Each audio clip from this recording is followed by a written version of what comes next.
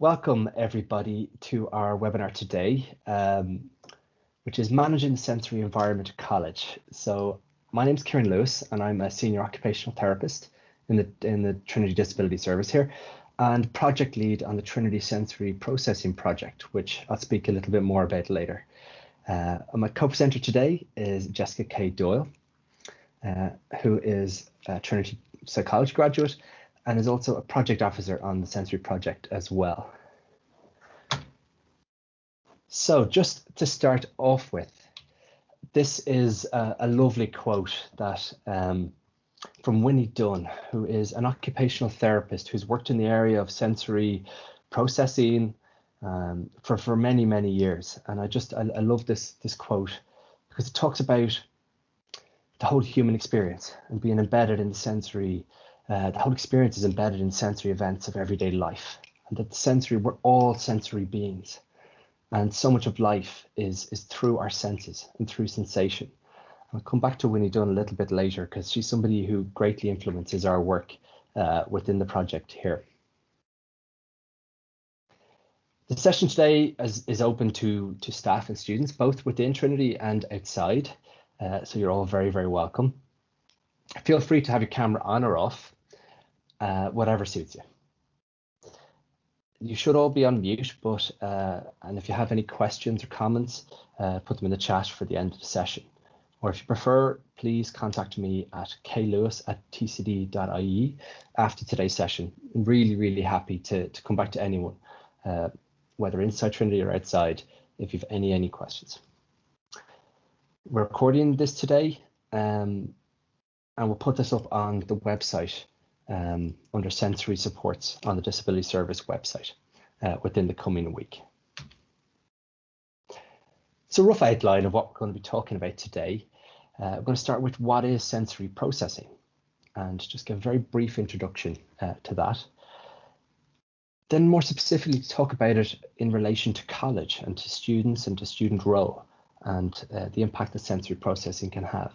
And both myself and Jessica will talk a little bit about that. I'll then talk a little bit about the work we're doing as part of the Trinity Sensory Processing Project. And then Jessica's prepared some tips for managing the online sensory environment, which obviously is very pertinent for all of us at the moment. And then I'll finish off by talking through tips for managing the physical sensory environment at college, because already now at this point, students are starting to think about returning to college and how they're going to manage the physical environments again. So I'll finish off by just talking through that. Hello. So I'm going to talk about what is sensory processing. So sensory processing is how we perceive information from our senses about the environment, and it plays a big part in how our experiences are created. We are all sensory beings, although we may not always be fully aware. Sensations are everywhere, and sound, sights, touch, taste, smells, movement, and internal senses impact everything we do. We experience the world in part through our senses. Everyone has a unique sensory system and ways of perceiving and processing sensation. For some individuals, sensory stimuli has a much more significant influence on their perception than on others, making for a notably different experience of the world compared to other people whose perception is not as influenced by sensory stimuli. Our sensory needs can change depending on our energy levels, mood, context, and mechanisms of perception.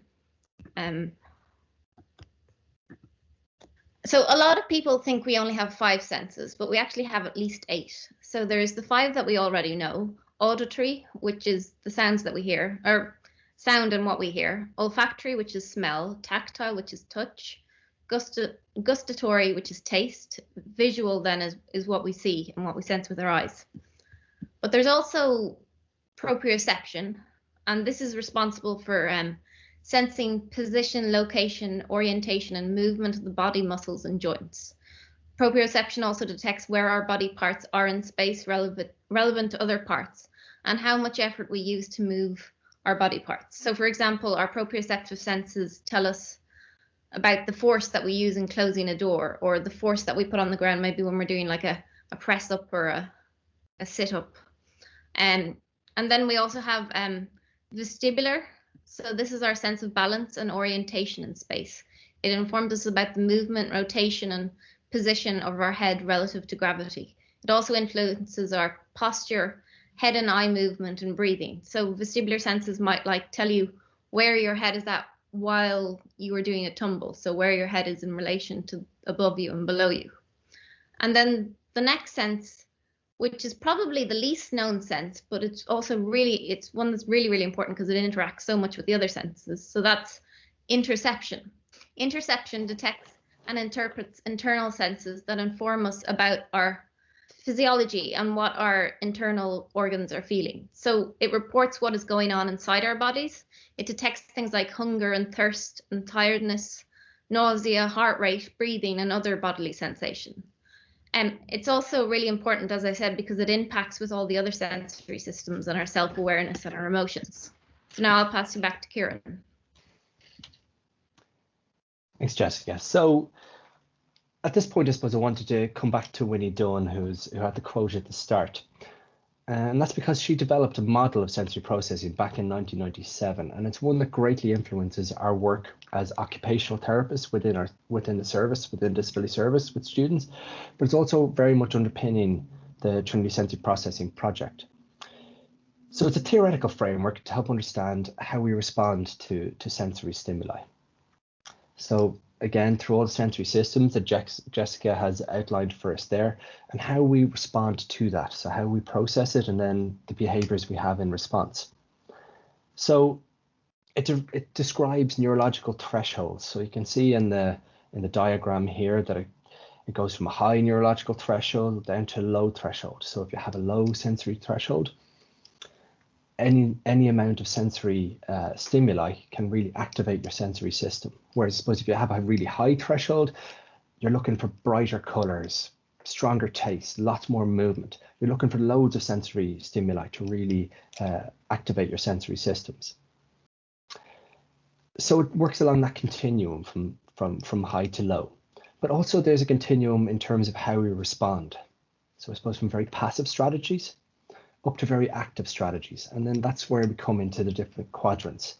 So we talk about the sensory sensitivity, that being our sort of passive strategy. So that's if we have a very low threshold for sensory information, we're very sensitive to sensory information. And our real active response to that is perhaps to avoid that sensation. So if we don't like lots of noise and movement and crowds and confined spaces, we might avoid somewhere like, for instance, Grafton Street or something like this, through a crowded Grafton Street. Whereas other ones in terms of low registration, as you can see in the top left quadrant there, that would be that we have a high neurological threshold. So we do need lots of sensory information to be able to respond to. And that perhaps the active strategy response is that we're constantly sensory seeking, looking for more sensory information and stimuli through what we do. So this has been a very useful tool for ourselves in our practice, but also in terms of helping people to understand the different continuum of how we actually process sensory information. So now I'll give you back to Jessica to talk a little bit about the experience of college from a sensory perspective. Thanks, Kieran. So, hi again. I'm going to talk about my experience. So, just a little bit of background information on me first. I graduated from psychology last year. I did my undergraduate, and the places on campus that I was primarily located were the Arts Block and Aris an Firsig. So it's important to say that I'm also autistic. So this is going to be my autistic experience and my sensory experience.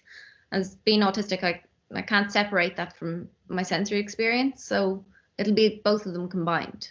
But I also just want to say that I wouldn't ever change my neurotype. I wouldn't ever not want to be autistic or change my sensory system. It's just sometimes that challenges are created and challenges happen because this world primarily is designed only for one neurotype. So I'm going to break this up. I'm going to talk about my first 2 years, and then I'm going to talk about my last 2 years.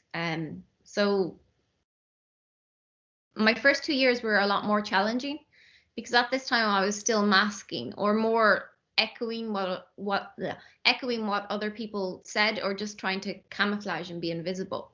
And I wasn't really aware of all the supports or how I could be me in this new environment. I also had very little awareness of my own sensory system. I had previously done a sensory profile, but I hadn't really comprehended what it meant. So my first year was a little bit better. My first year, I stuck to one person like glue. They are wonderful, but they were wonderful then as well, because they asked all the questions that I wanted to ask, and I didn't need to worry about the volume of my voice because they asked the questions. And they also seemed to experience sensory overload as well. So I had someone to sit up front with when I was in class, and I had someone to talk about with all that I was learning, which is really helpful for learning, getting to talk to people about it. But then in second year they left, and I was suddenly hit with both feeling terribly alone and also really overloaded. I would be exhausted by the time I got to college because of the rush hour traffic, or just, well, not traffic, but people traffic. And I left and came in early. If I left early to kind of miss that rush hour of all the people and came in early, then I'd be exhausted before the day was out. And then I'd be all alone when I was in there. And between classes, rather than in classes, but between classes was kind of the hardest, because it's a really odd feeling not wanting to be in a crowd because you know that it will drain you of all the energy you have, but at the same time really wanting to be a part of the crowd, because without that connection of people and friendship, college can be a really lonely experience. So that was difficult. My classes were small, which was good. There was only about 50 people in. Well, there wasn't even normally 50 people, but it was like a maximum 50 people. I don't think I would have coped with really large classes or those big lecture halls that I hear of. I don't think I would have done well with that at all. I needed to sit down the front of the class, because at the back I could see all the visual of other people typing on screens and flicking to different screens and writing, and I just found it all way too overloading and distracting, and I couldn't concentrate. So I had to sit at the front, which meant that I had to be on time for class, because if I was late, I would have just been way too petrified to walk into class and walk down the front. So this meant that I had to be on time, but I wasn't very good at being on time. So some advice that I got was that if I was late, that I should just go in, and then I might learn something, I might pick up something. But I knew that if I did actually sit at the back of the class, go in late and sit at the back of the class, that much visual input, it wouldn't be just that I wouldn't learn. I would know that visual input would give me so much overload that it would affect my ability to be able to learn anything for the rest of the day, and the whole rest of the day would just be gone then. So this meant that I did miss a lot of classes. Another issue that I had was asking questions. I always felt like I always had loads of questions to ask in class, but I never asked them because I could never tell what the volume of my voice was. I couldn't tell if I was shouting or if I was whispering. So that was just made asking questions impossible. And then I didn't know when you do, on the rare occasion when I did ask a question, I didn't know if the lecturer was signaling to me to talk, or if they were signaling to someone behind me. So yeah, I didn't really ask any questions in class. Another really difficult part of the day was transitions and between classes. So this is probably the most challenging. So I've already talked about the rush hour and the commute in and out from college. That was difficult. And then also I got the lift a lot. And I often kind of felt bad about getting the lift, because those posters were on the wall saying, do you really need to use this lift? But for me, the stairs were just so exhausting.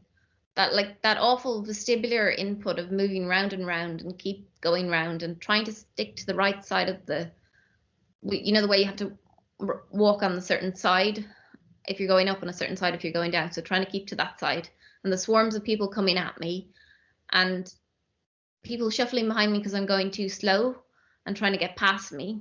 And by the time I got to the top of the stairs, I would just feel exhausted and really sleepy and dizzy. And then going down was even worse, because I've also got dyspraxia. So that, coupled with the disorientation of going down the stairs, meant that it led to higher chances of me falling over. So that was difficult as well. And another part of my experience at colleges was that my expectation didn't really meet with my reality. I always expected that college would be more of a social experience, or not more, but as much of a social experience as it was an educational experience. My first week of college, I joined many of the societies and planned to go to many of the groups, but I quickly found out that it was not going to be that easy at all. Most society events I knew about were in the evening times, and by the end of the day, I was just too exhausted to even nearly get on the train. I'd be falling asleep. Just it'd be hard to carry myself around because I'd be so exhausted from all the overload. So that just wasn't an option. And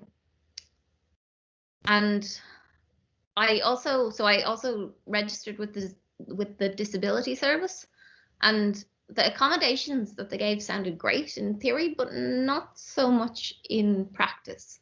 So I also have dyslexia, and I was given the accommodation of using speech to text software for my exams and study. So this was called Dragon. But to use Dragon, I needed to be in a quiet environment where I could talk. So that meant the library was out. And I didn't realize it would be so difficult to study in college because there was nowhere that I could actually use Dragon to study. And if I wanted to study, I had to go home. And I lived probably about an hour away. So it really didn't work practically in college because if I wanted to study, I had to go home. But one unexpected thing that was really good about Dragon was for exams. So I didn't really use Dragon apart from in exams. I used it sometimes to do the odd assignment as long as I was home, but I had to be home to use it. But anyway, because I used it in exams, it meant that I got a separate room for my exams, which was really good for my sensory system. Because I find I work and I concentrate much better when I can stim and where I can bring sensory supports and I can move around and I'm not distracted by all the little noises other people make. And it was only me, so I could go. I always made sure I went in early so I could kind of arrange the room how I like, because I find like if there's people moving behind me, then that can be as off-putting as things going on in front of me because I can kind of feel it even though I can't see it. And then I could also just have the chair where I wanted it and set all that up. And then there was only me and the invigilator, so I could like request that the invigilator doesn't make an annoying noise or doesn't make eating noises. So that was good too. I also really wanted to be a part of the college community. I wanted to get involved in sports or walking. I was in psychology, so I was in Shane O'Mara's classes, so I was learning all about the amazing benefits of walking and exercise. And I didn't do any of that, so it was really important that I started doing that. So I used to get those emails saying that, oh, we're doing some sort of walking challenges and sign up to do it and get involved in it. And I realized that I'm actually quite competitive. I never realized that before, but I was always sad to realize that those emails from, I think, TCD Sport were there for the walking challenge. They always required you to be on a team. And sure, I didn't have anyone to be on a team with, so that left that option out. I couldn't do that.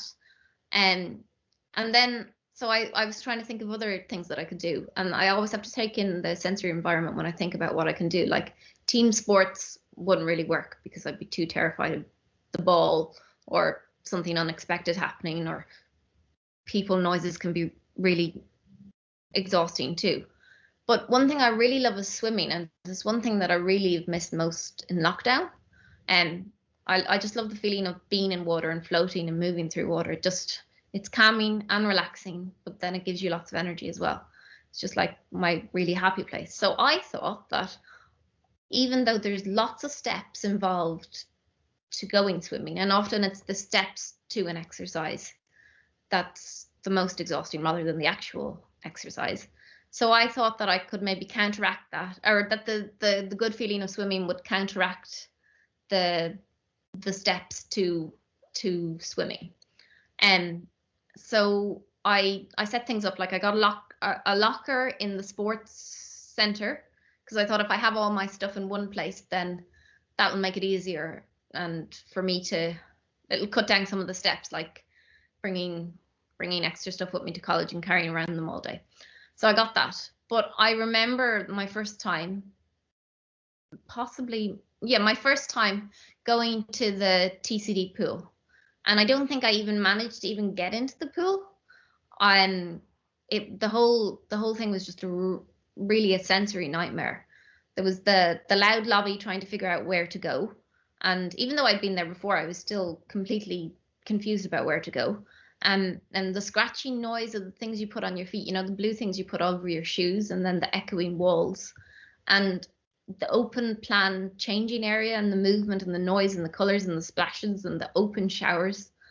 I felt like I was going to be sick, and I just got out of there as quickly as I could. And the only time I ever went back was to get my stuff out of my locker at the end of term at exam time, when it was a lot quieter. So that just didn't work at all.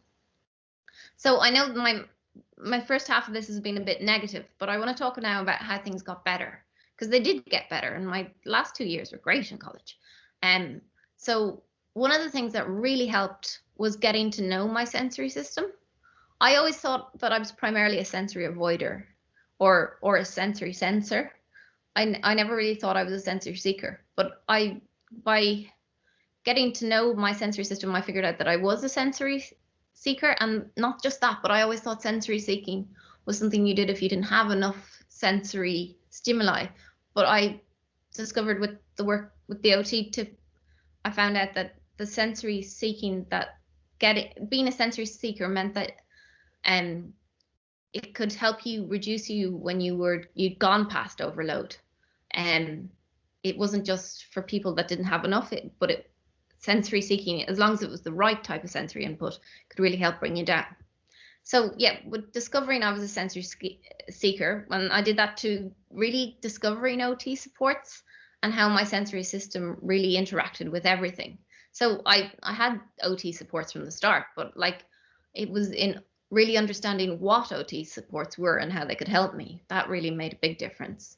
So I realized that my sensory system interacts with everything. It interacts with my mental health, with my energy, with my sleep, my hunger. So when my sensory system's not right, then it can affect everything else. Or if something else is not right, often it's because my sensory system's not right. So that was major. And another thing that happened in third year is I started going to the Managing TCD with ASD group, and this was the best thing to discover. I loved that group. Not really the content or the name or the learning social skills, because at this point I was starting to realize that I don't need to learn the right way to be human. I'm quite happy being me and being my own neurodiverse way, so I wasn't really interested in learning social skills at all. I think actually I was a bit angry about that, but that was just it at the time. But the group, it was the authentic connections and the chats, and finally meeting people on campus with a similar experience to me. I'm not sure how college, I don't think, like, it really made a big difference for college for me. I also learned lots of sensory strategies that I found out from others in the group.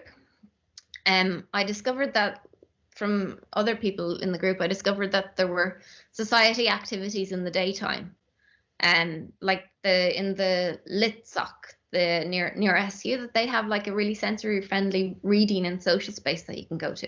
You don't really have to even talk about literature. So that was great to find out. And then they also have a sensory friendly games and social space hidden in the Hamilton. So these were great to find out, because it was somewhere where I could go finally when I was burnt out in the middle of the day, and to recover with a break from sensory, but still getting that really important little bit of social contact. Not where I had to mask or pretend, but just being with others without being alone in a crowd. And then I'd have the energy to finish the rest of the day. So that was really important. Another thing that made a big difference was having the authentic personal growth and getting to know myself better. As I said before, I was beginning to stop that kind of self-eroding masking stuff. And I was giving up all that practicing social skill stuff that really just made things a lot worse. And I was really starting to be me and be happy with who I am. And I was really enjoying it, and actually getting what was inside me out. Because I always had a strong sense of self inside, but I could never really get it out into the world. but I was starting to do that now. So I could now take the lift without feeling bad, because I knew that I really did need to use the lift, because if I didn't use the lift, I'd just be exhausted for the whole day. So I could read that sign now and say, I do actually really need to use the lift. Or I could wear my headphones in class, because before I'd gotten advice that said maybe I shouldn't wear my headphones in class because I would stand out and I'd be different.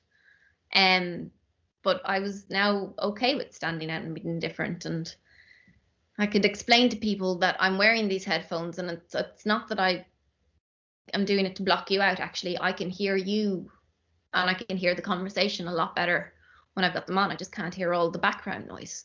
So yeah, explaining it was really helpful. I also got more involved in programs like mentoring and the Intel Awards, where I could do things like stand up and give speeches, like I'm doing now. I could tell people about why I had my headphones on, or why I sometimes wore hats and sunglasses, and I could make my learning experience really real, and people are a lot more accepting when they kind of understand what's going on. So that was good. And that gave me the chance to actually really develop my real sense of self in the world, because before it was only, as I said, inside me, and now I could do it in the world. So that was great. So I was done with changing who I was or hiding to fit into the world, and that didn't work. So I was sticking out now and being okay with sticking out. And when you're okay with sticking out, it's kind of like you don't really stick out at all. And then my third year group project was really stressful. It was a good learning experience, but it was really stressful as well. But it did give me that kind of needed social contact that I hadn't had before. And also I got to explore my favorite subject. And then fourth year, I actually missed the group project interactions. But I loved my final year project as well. Again, my favorite subject, which was exploring autistic perception, sensory sensitivity, uncertainty, and the environment. So yeah, it was my last 2 years were really good. So I'll hand you back to Kieran now. That's just a bit on my experience. Thanks a million, Jessica. So I suppose just taking what Jessica has been talking about there, of her experience broadly of student life, and not just about academics being a major part of it, but student life in general. And that's very much what we look at when we talk about this. We're not just talking about environments, we're talking about the experiences within those environments. We're talking about how this helps or may cut across students wanting to engage in things. So something that kind of strikes in what Jessica has said there, it wasn't just about being in the environment in that moment, but it was also about, if you had to be in that different spaces or do different things over the course of a whole day, that the impact that had by the end of the day, by not being able to, being too exhausted or not being able to engage with things that she wanted to engage in the end of the day. So this whole experience, I think, is a key takeaway, I would say, from today's webinar, is not just to think of environments, but think about the whole experience of this from a sensory perspective. So I suppose to add more to that, we did a survey in May 2019 of 150 students who are registered with the Disability Service on their sensory experiences within learning spaces within college. And I suppose echoing some elements of what Jessica said there, that 68% reported that there was no quiet space on campus that they could easily access if feeling overwhelmed. And 50% commented that they would go home or leave campus, which I suppose has big implications for engagement in college and student life. If you think about societies or events happening in the evening, thinking about a timetable where a student may have a lecture at 10 in the morning and 4 o'clock in the evening, that would generally stay around college and go into libraries, that if somebody was feeling overwhelmed, that 50% would say they would go home.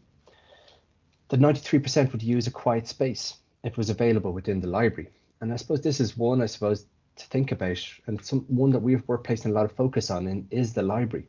That I suppose you might think that the library is one of the quieter places within college, but when one is trying to really focus in and concentrate, and there is not an underlying amount of noise or a large amount of noise, small unexpected noises such as coughing or clicking of a pen or moving of chairs, these unexpected noises can actually be quite overwhelming when you're trying to focus in. So you'll hear a lot of students who are trying to block out those type of noises rather than necessarily huge amounts of noise. from crowds or traffic. 49% of students reported difficulty with acoustics in the library, again, and then 41% acoustics within lectures. And again, if you think about what's happening in a lecture, you're trying to focus in on one person speaking. But if you're trying to filter out a lot of other background noise from an acoustic perspective, or as Jessica said, from a visual perspective, trying to filter out everything that's happening, if she's sitting at the back of a lecture, but also trying to focus in on what's happening in the lecture, it's those conflicting stimuli can be very challenging. But not to focus so much just on sensitivity, that people's sensory preferences and sensory systems are complex, as we all are. And it isn't about just trying to avoid sensation or avoid noise. So, for instance, in this question we had in the survey, what noise enables you to concentrate? It isn't all about silence. It isn't all about removing yourself from places. People look for very specific types of sensations. So you can hear here the connection to nature, birdsong, or students using low hums or white noise could be something that really supported their engagement and their concentration. Again, sort of natural sounds of life, as the student says, rain. But some students then would use these kind of white noise or the hums to block out the unexpected noises they couldn't control. So for instance, air vents or typing, these kind of things. So I suppose it's just how students use sensation, and not just to think of it about creating quiet spaces and in the absence of sensory stimuli. That students often will look for different types of it. And that again is something that underpins the work we're looking to do. So that brings on into the sensory processing project that we've undertaken here. And it's a really exciting project, and myself and Jessica are involved, and Declan Trainer, the discipline of occupational therapy through Claude and Nolan, library staff, a lot of people around college and science faculty are really engaged in this. And it's been a wonderful experience so far because there's so much positivity. Because a lot of what we're talking about resonates with people. And there's been huge buy-in so far. So the background to the project has been some sensory audits of the libraries and labs that we carried out in January and February 2019. And then that survey that I referenced earlier, that gave us some background information. The reason we focused on libraries and labs were these were things anecdotally that were coming up within needs assessment meetings through the occupational therapy service. The students were highlighting these as environments that they found quite challenging. And I suppose you think about a lab, for instance, in terms of sensation, there could be 100 students there all doing different types of activities, the sounds, the smells, the light, everything that's happening within that environment. Trinity Sensory Processing Project, I suppose we applied for funding as a strategic initiative, which now is funded, and that's allowed us to really move this project forward. This is really central to what we're doing within the disability service, and it's a key aspect and it's an aim within our strategic plan within the disability service, which is in line with the Trinity's overall strategic plan. It sets out clear targets for access and inclusivity and empowering students with disabilities. But this idea of creating an inclusive sensory environment and sensory experience within college is a key aim for us. So the project has three main aims: to collaborate with key stakeholders, as I say, which has been very, very positive so far, to create an inclusive campus, to develop specific approaches to enable students to participate within the student roles.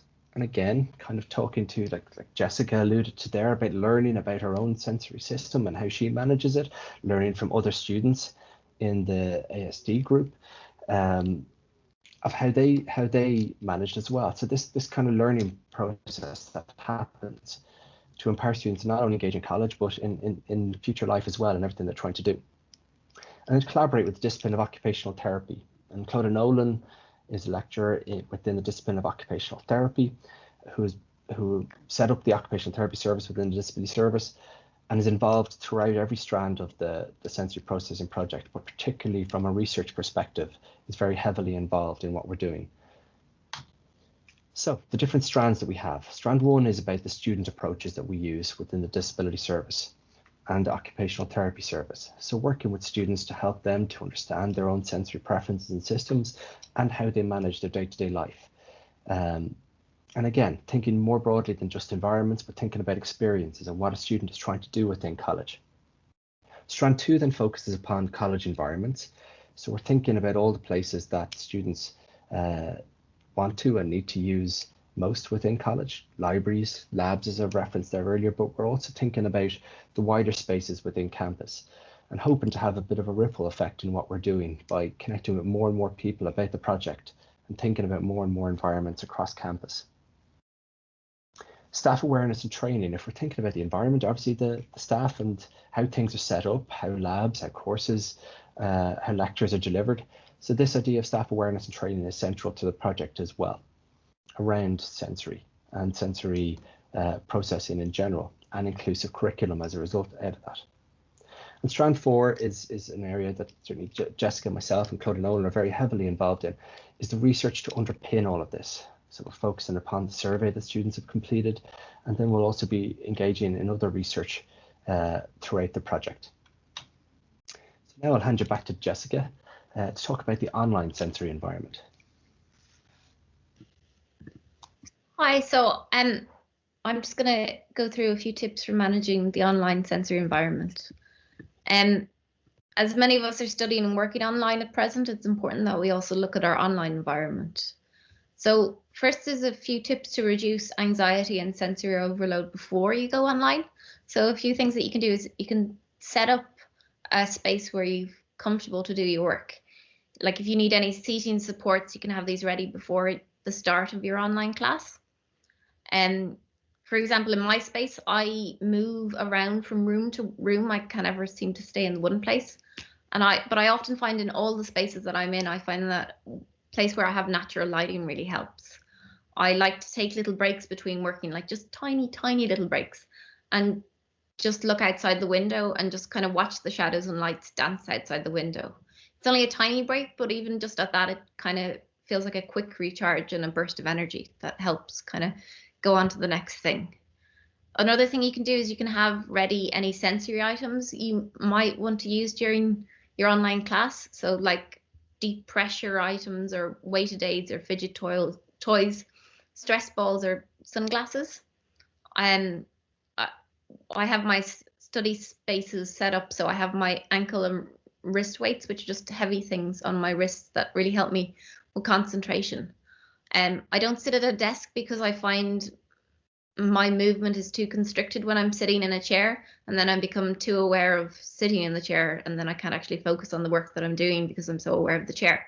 So I move from different types of seating and make sure that I add in movement breaks throughout the day. But I have my different aids, like I have a weighted lap pad that I use that just kind of helps ground me at the same time. Before online classes, so the good thing about online classes is you can kind of control the audio, so you can test your own microphone and speaker setting and adjust it to a level that you're comfortable with. So you can like turn other people down if they're too loud for you, or turn them up if you can't hear them. So that's handy. If you feel hypersensitive to visual input, you can adjust the brightness of your screen or change to a night filter to reduce visual input, or even use a blue light filter. If you think about it, video interactions, online video interactions are different online as they are in person. Like in-person meetings in class, there's only normally one environment that you're all in. So there's only one environment to manage. But on video calls, there's everybody else's environment as well. So it's a lot more. So it requires more sensory processing. But there's a few things you can do kind of to manage your own sensory environment. You can make your own environment more calming by using low reduced lighting to reduce visual stimuli. And you can do it so that you have low like fluorescent lighting but high levels of natural lighting. And you can also create a comfortable place to sit, or maybe you want to stand, and having your own area to do study where there's a limit on background distractions, so it can help you focus and for optimum functioning. So I'm going to talk about some tips on managing Zoom fatigue or any video fatigue. Research has shown that movement really helps us in our thinking and cognitive functioning. So in person, if you think about it, when we're doing like when we're having meetings in person or we're on the phone, we tend to move around a lot when we're interacting. So on the phone you might walk around, but even like in a in-person meeting, you're moving your body and you're moving your body position. But now that we're all at home and we're all online, we seem to have a lot more restricted movement. So even there's a lot of emphasis going on to looking good on screen, and lots of like techniques that involve holding very unnatural specific positions for long periods of time, which can really interrupt our cognitive functioning. And so there's a few things you can do. So if you're feeling maybe crowded online, like your personal space is being invaded, you can increase your personal space and create space by using wireless headphones or wireless keyboard and wireless mouse. So you can be further away from the screen, but you can still interact. And that kind of gives you more personal space. And seeing our own face stare back at us can also be really exhausting and interrupt properly interacting. If you think about it, we'd never meet somebody in real life and carry around a mirror and look at ourselves while we're talking to them and interacting with them. That would just be weird. But this is what we do all the time on online interactions. And this, like, studies have shown that this constant view of yourself can be a source of tension. And when we see ourselves staring back at us, we tend to be more self-critical. So to reduce stress, you can turn off the self view of yourself so you don't have to look at yourself. And a good thing to do is just kind of have it on, set up how you like it, and then just turn it off. And then you're not looking at yourself for the rest of the video call. We can also find that too much eye contact can be exhausting as well. And so you have a screen, if you're in gallery view, you have a screen full of people, and that much eye contact can be draining. So as you can see in this picture here, you can reduce the size of the overall screen window. So you can, so it's not like that intense eye contact. Another thing you can do is you don't always have to look straight at the screen. So keep looking at the screen. You can look away, and that's fine as well. So yeah, there's some things to do. Getting away from the screen and taking a break is really important. I find that, even though sometimes I forget, but when I remember, I find that taking a study or work break is just as important as actually doing work and getting work done.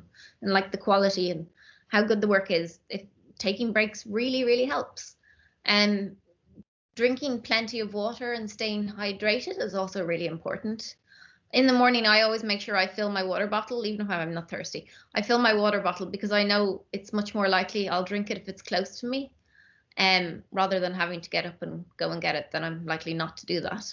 I also try to keep it in sight because often I can't tell when I'm thirsty. I don't know. I'll get really bad headaches and forget to drink water, and I won't realize it is that for ages. So by keeping the water in front of me in my sight, then it kind of just gives me that reminder to drink water, even if I'm not feeling thirsty. Getting exercise is also really important, and getting outside and moving about. I have an outdoor sensory area set up that's got lots of proprioceptive activities like a swing and monkey bars. And I find on days when I don't take a break and I don't go outside to get my proprioceptive input that I really get a lot less done and feel a lot more sleepy and have a lot less concentration than on the days that I do go outside and use my sensory space. But like, there's other ways I go and get my proprioceptive input as well. Like I might go outside for a barefoot walk, or kick a ball around, or walk up and down my driveway bouncing a basketball. And those little activities really help with concentration as well. And then winding down in the evening is also really important. So taking a break from screens for maybe like an hour before you go to bed, or even leaving your phone downstairs, or not in your room, not bringing it into your room, or not looking at it while you're in bed at night. But I know that all sounds good, but it's kind of impractical as well. So if you can't bring yourself to do that, another thing you can do is you can use a blue light filter. So it means that if you do use the filter, if you do look at your screen in the middle of the night, you don't kind of get that blue light effect that wakes you up and makes you want to look at it more. It just kind of gets rid of the blue light, so you tends to keep you in sleepy mode. So yeah, those are a few tips for managing the online sensory environment. So I'll pass you back to Kieran now. I suppose in thinking about managing the sensory environment and the physical sensory environment in college, I just reached out to a couple of students and graduates. So you can see here from a couple of the quotes that they're identifying lovely quiet spaces within campus, corners of libraries, particular hallways, little nooks. The foyer of the museum building was one in particular. And I suppose just thinking about this and it's something that kind of underpins something we're going to do within the sensory project is trying to share this knowledge that's built up over a student journey and a time in college with new students that come to college, to kind of tell them about the campus, tell them from a sensory perspective what different places offer, and to allow them to suit their own sensory preferences. Second one there, around the use of noise cancelling headphones. And this is something we do provide through the disability service. And this particularly was, as Jessica's been speaking about so well there, in terms of the online environment, trying to focus in on somebody else's environment, and the active noise cancelling headphones, being able to back out that background noise of life, of traffic, of a busy road, as the student references here, and be able to focus in on what they're trying to listen to. I suppose also try to gather from the occupational therapists within the service a couple of general tips around managing the sensory environment. And I'm not giving any particular strategies or particular things to do. I suppose a lot of it is based upon awareness of your environment and yourself. Jessica refers a lot to proprioceptive input there, and a lot of students can talk also about linear vestibular as being just sort of straight line rocking or movement as being something that is very modulating, which allows you to regulate yourself. But that's not for every student. It's not for every student's sensory preference. That's where I suppose I don't want to give a lot of strategies unless we were actually to work through with you. And I'm very happy to do that. And if anybody's is interested at all and wants to explore this more, we're very happy to kind of talk through with you. But getting to know yourself is a big element of what we do, and I've referred to it a good few times. We use something called a sensory profile for this, which is what Jessica spoke about earlier, but also about what that sensory profile means to you as a person and what it means to you within your life and what you're trying to do. So what are your sensory preferences? Where do you work best? And again, we're very happy to go through all of that. Being aware of your environments. So thinking about the libraries, the lecture halls, as Jessica is saying there, about the transitions from busy spaces, stairwells. A lot of students really raise the sensory environment. And why we became so interested in this is because Trinity, the main campus anyway, and to get to a lot of the other campuses, you've got to go through a busy environment to even get there. Get in the Dart in or the Lewis or a bus in even before you've even reached college. So to even think about that, the different environments that you're in throughout your whole day, not just in that one specific moment where you're trying to focus in a lecture, but the different environments that have led to you being there. Because and hopefully you can hear in what Jessica is speaking to, the idea of it being quite summative over a day. So having to get the bus in and then go to a stairwell, to suddenly think you can hit a switch and then focus within one lecture or within one environment, that it may not be anything to do with that environment. It might be everything that has happened before that environment. So I suppose being aware of everything that is involved in your student day. And to where possible, find and create spaces that suit your sensory preferences. Obviously, that's very much in that moment of doing. I suppose thinking about what you're doing. Are things calming or alerting? Jessica's a really strong, she's talking about her sensory area that she has outside her house to give herself proprioceptive input and to give herself some vestibular input, and I suppose she's a really good understanding of that. But think about the things in your day that actually give you that. Swimming is one that always students will identify as being something that's an activity I love, and that gives you loads of that proprioceptive input and loads of that linear vestibular input. So that is a very common one that students will identify. So think about the different things that you are doing within your day, and do you find them calming or alerting? When I'm talking about looking at your day as well, and it being quite summative from the different things you're doing in your day, to schedule sensory time. Give yourself what you need. If you've had to get the bus in or get the train in, try to give yourself 10-15 minutes to be outdoors or in the picture there, out by the cricket pitch in a quiet corner before you then try to get into lectures. It's interesting, yeah, because students can also be that being on time for things, and they're a few minutes late, and it's interesting hearing Jessica talk about that they've gone through all of these experiences, rushing to get into something, and then throw themselves into that experience, and it's been very overwhelming very quickly. That it is something to think about of trying to schedule those times in your day, and something we do an awful lot with students is not just about time management, but it's about being able to work into your day and your routine what you need, from a sensory perspective as well. So certainly scheduling that sensory time, I think, is a key element as well. I suppose just to finish with, I wanted to give outline a couple of the resources that we have within the disability service around this. And we're very much trying to tailor, and they are tailored to the individual. So the occupational therapy supports is a specialist support in terms of working individually with students to help them understand themselves and their environments and their student role, and to come up with how they manage their day and their environments. Individual sensory spaces, we're looking not only at, I suppose, spaces that we're creating, and I suppose it's a commonly held view around sensory rooms and spaces away from student life, but also, as Jessica alluded to there, the LitSoc, in terms of a quiet space where students can go and be together that is very sensory friendly. Trying to identify those different spaces within the natural context of college as well, because they are everywhere within Trinity, but it's about knowing them. Examination supports. We have low distraction exam venues, as is in the picture there, with dividers between students to reduce visual stimuli, but also that sense of it may be that a student wants to set up a room slightly differently, and not knowing what's behind you can be something that can be quite distracting. So in terms of how to set up that individual space, even lighting within a space, we've certainly had students set up who only use a lamp and use low level lighting within an environment, rather than having to use the natural, or not the natural, very much not natural lights within certain spaces. So we are very happy to work through with students about what their needs are within an environment and to work towards that.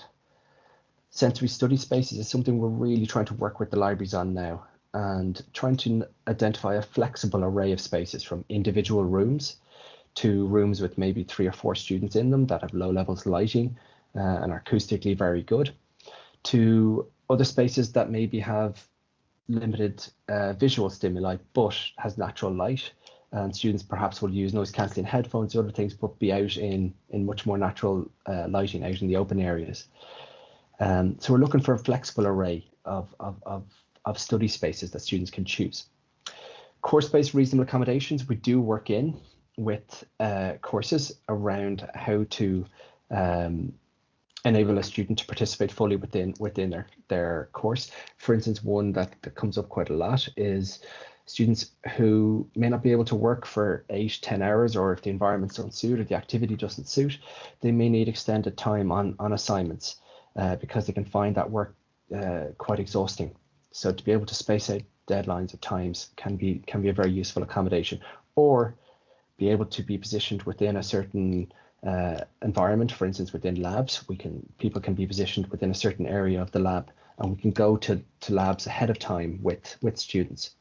And then the provision of noise cancelling headphones. We have 15 sets of noise cancelling headphones, both active and passive headphones that we can give to students to use in their day-to-day life. And then the passive ones more so within exam environments, or if they want to take them within the libraries. We can't provide them directly through the libraries. We hope in the coming years to be able to have them positioned behind the desk within the library, that students can just come and request them as they want and need them. But we just have to work within the restrictions of COVID at the moment. So I suppose to wrap up, and hopefully you've got a sense from us putting across so much information today, that we really want people to come to us with this and to come with questions and to collaborate with us, whether you're staff or whether you're students and you want to kind of explore a little bit more of this. So please do reach out either to the general disability service email address there at askds@tcd.ie, or to come directly to me at klewis@tcd.ie, or we just pull together a website page with all of this information, and some of these recordings will be up on that web page as well in the coming week. And that is everything for today. I'd just like to thank everyone for coming.